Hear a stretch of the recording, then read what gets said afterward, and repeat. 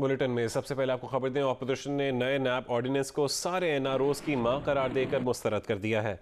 मुस्लिम league नून के एहसन इकबाल ने कहा है कि हुकूमत ने एक तरफ मुस्तकबिल में खुद को हर किस्म के एहतसाब से बचाने का बंदोबस्त कर लिया, तो दूसरी तरफ इलेक्शन से पहले अपोजिशन को केसेस में फंसाने का तहिया कर लिया।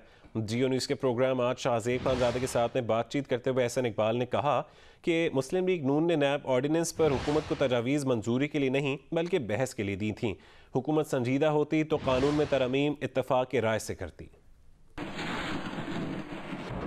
हुकूमत पहले जब आपने 35 तरामीम दी थी तो आपसे कहती थी कि आप एनआरओ मांग रहे हैं, अब आप ही वाली तरामीम वो कह रहे हैं आदि उसमें इंक्लूड कर लिए हैं। उन्होंने इतना अरसा पे तनकीद की, मगर अब आप कह रहे हैं अपने आप को एनआरओ देना चाहते हैं, तो ये फिर किस तरह चलेगा? कभी आप वो आपसे कहेंगे कि जी आप एनआरओ मांग रहे हैं, कभी आप उन्हें कहेंगे कि जी आप अपने आप को एनआरओ दे रहे हैं, तो फिर तो कभी तरामीम नहीं हो पाएंगी। मुल्क कैसे चलेगा ये?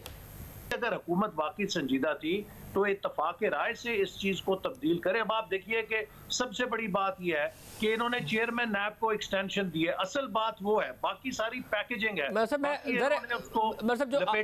जो चेयरमैन नैब के ऊपर आपकी तनकीद है, जाहिर है वो तो एक नजर आता है कि दुरुस्त तनकीद है, उस पर तो जो मुख्तलिफ बार्स हैं वो भी आपके साथ खड़ी हैं, मगर जो दूसरे मामला हैं, अब आप ये कह रहे हैं कि जी ये अपने आप को एनआरओ देना चाहते हैं।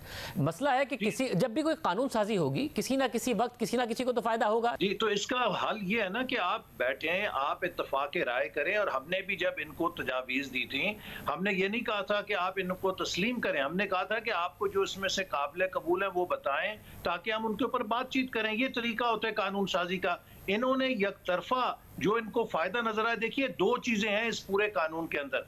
एक तरफ इन्होंने अपने आप को देखा है कि मुस्तकबिल में हम किसी किस्म की अकाउंटेबिलिटी से कैसे बच सकते हैं, तो जो जो इस्तिस्ना दे सकते थे वो सारा दे दिया ताकि कल को हमें कोई सवाल ना पूछे।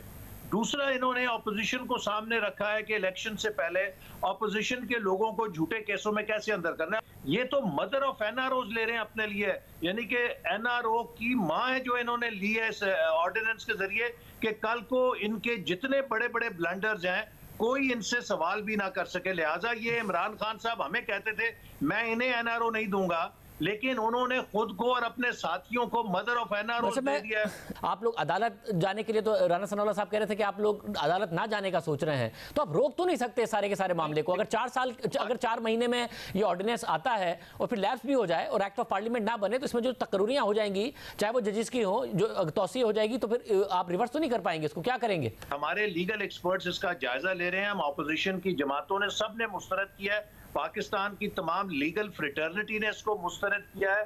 सिर्फ एक हुकूमत है जो इसको अपने लिए निजात दहिंदा समझ रही है, क्योंकि उनको अपना मुस्तकबिल नजर आ रहा है। तो इसको हम कानूनी चाराजोई करेंगे और मुनासिब फोरम के ऊपर जरूर चैलेंज करेंगे।